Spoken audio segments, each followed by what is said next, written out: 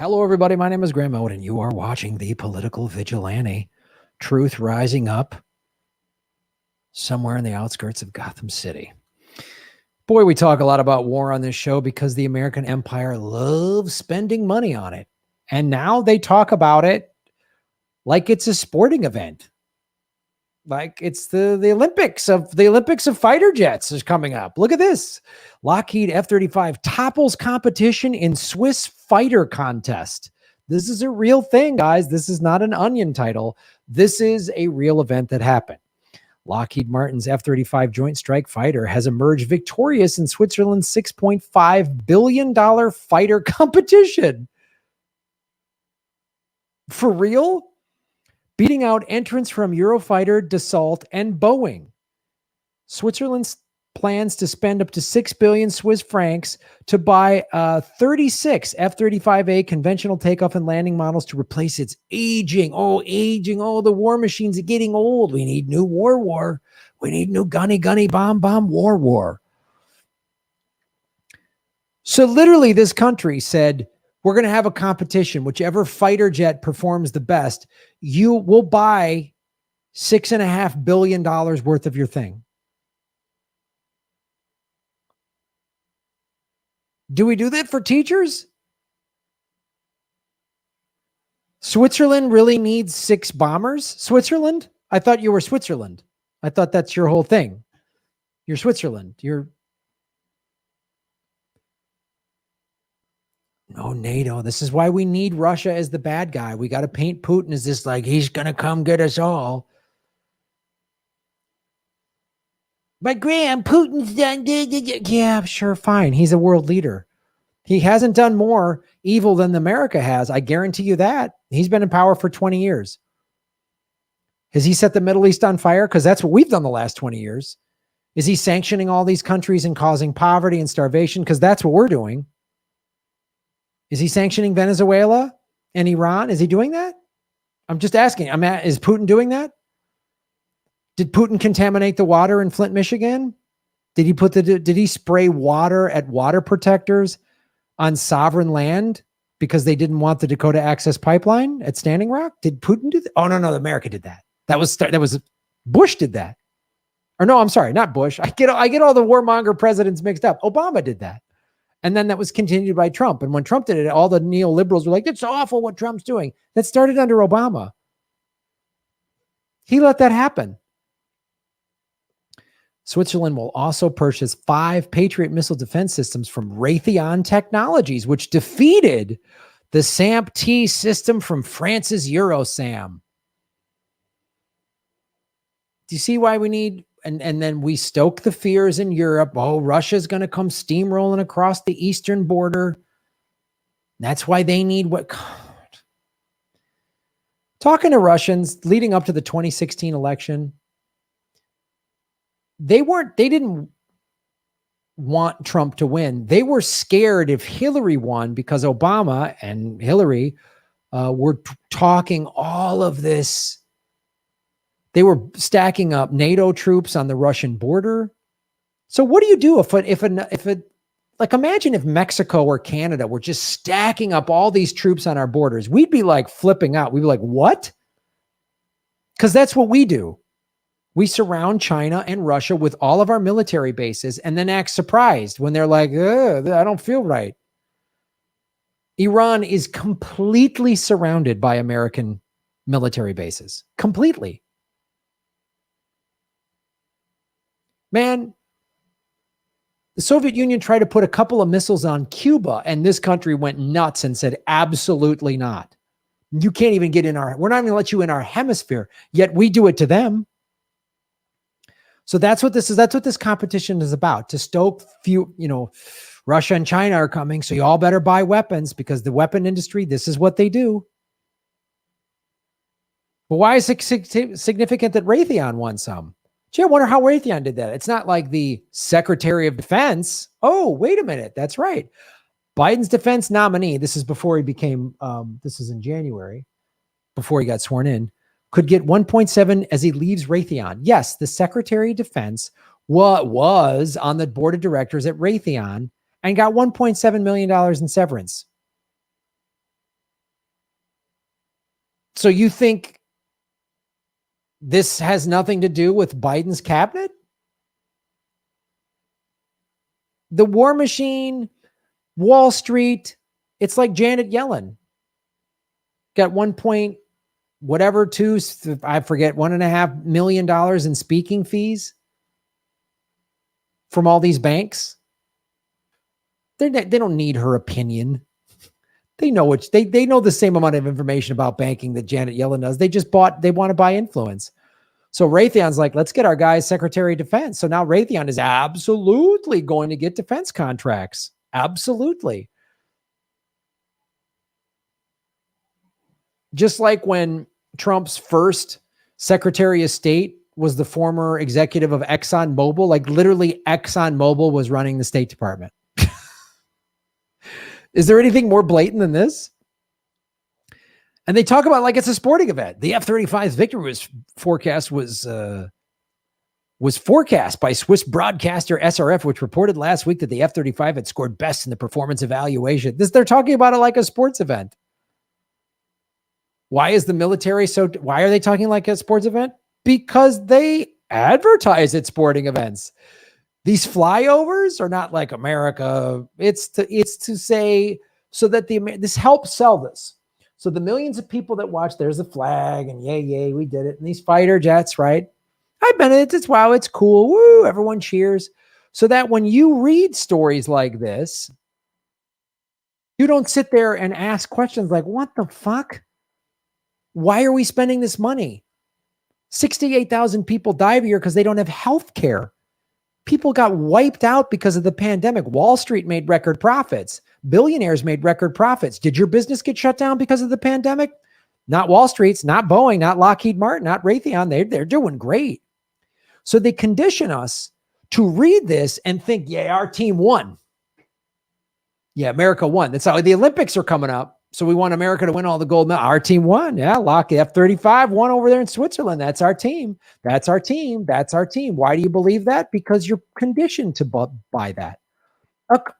I played high school football. I used to love watching the NFL. I used to love the national anthem and the Jets would fly. Oh, this is awesome. But now everything is just a bacon-wrapped beer gun steak truck. The NFL bacon-wrapped beer gun steak truck. Beer gun steak truck wrap gun. Beer gun steak wrap gun. This is your team. This is the advertisers do this. You Coca-Cola man? Huh? You company man? I'm a Ford guy. I always buy. I'm a Ford guy. I like Budweiser's my brand. So marketers have sold us on that it's your brand. So this is acceptable.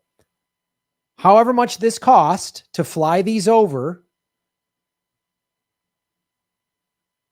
why don't we? It's fine. You want to celebrate military at the game? Okay, but why is it only military celebrated at sporting events? Look, I've gone into war zone 7 times. I've donated money and time to veterans organizations. 22 vets a day commit suicide. Why don't we talk about that rather than this flexing shit?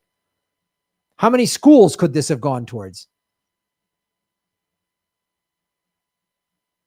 Do this people in Switzerland need $6.5 billion of their tax dollars spent on F-35s? Which, by the way, the development of the F-35 cost over $1.5 trillion to develop this fighter bomber thing that we don't need. Oh, by the way, $1.5 trillion, student debt forgiveness could have been wiped out. Student debt forgiveness could have wiped out. No more student debt, but we got an F-35. We got a bacon-wrapped gun steak.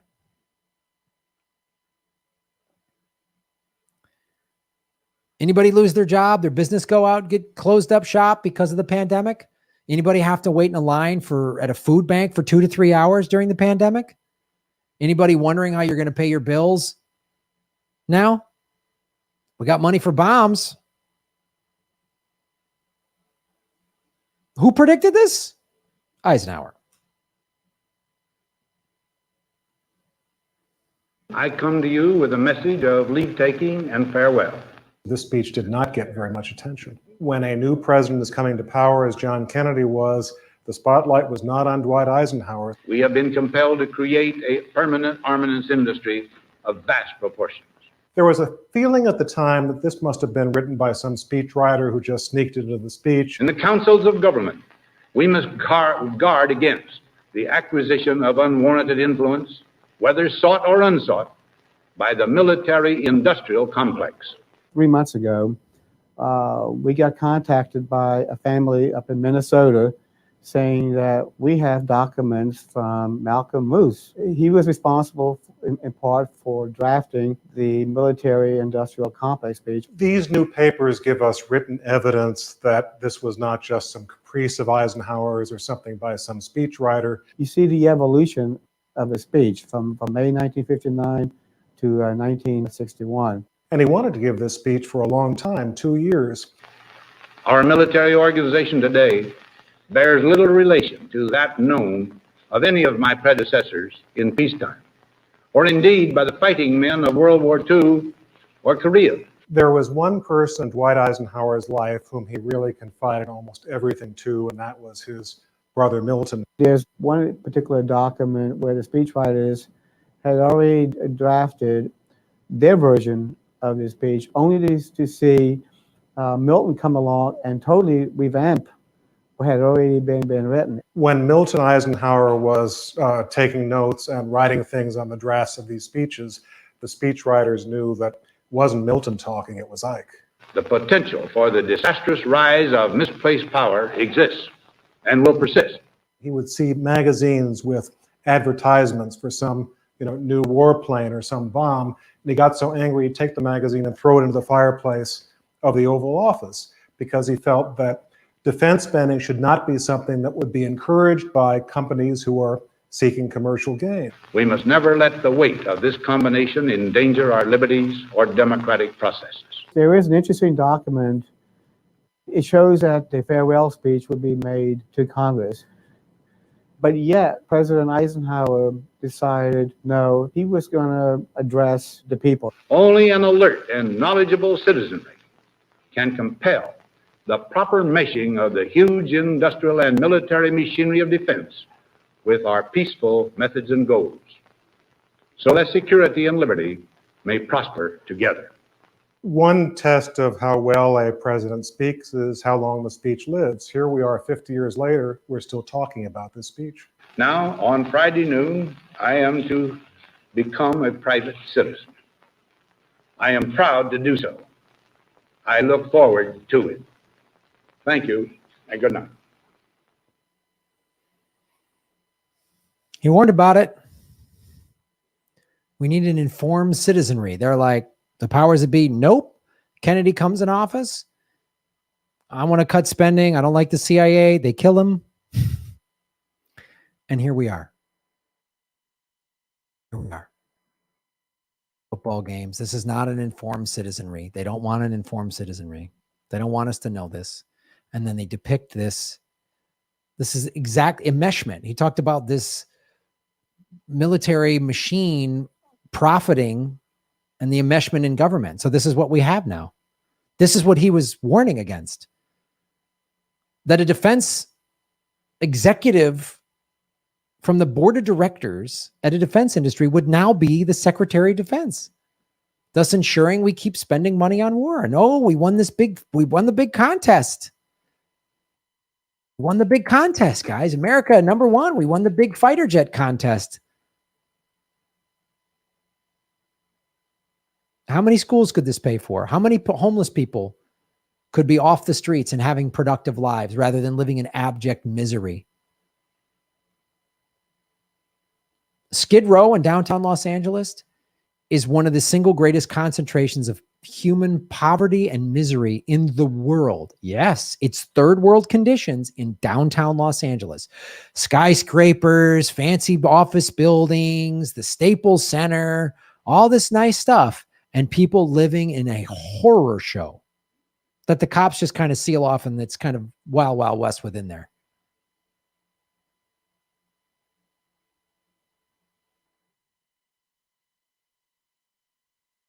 Depicting the military and sports terminology softens the blow. It's why we're so numb to the war machine. It's why if there were 85,000 dead dogs as a result of the war in Yemen, Americans would be going nuts. We'd be going nuts. But 85,000 dead kids, dead brown kids, dead kids in the Middle East, whatever. It's not our problem. Can't be bothered. That's how out of whack we are. We celebrate fighter jet competitions, but go, how are we going to pay for Medicare for all, even though people die because they don't have health care? Number one cause of bankruptcy is health care. The military-industrial complex has robbed America and Americans of having a wonderful society. It's robbed us of that.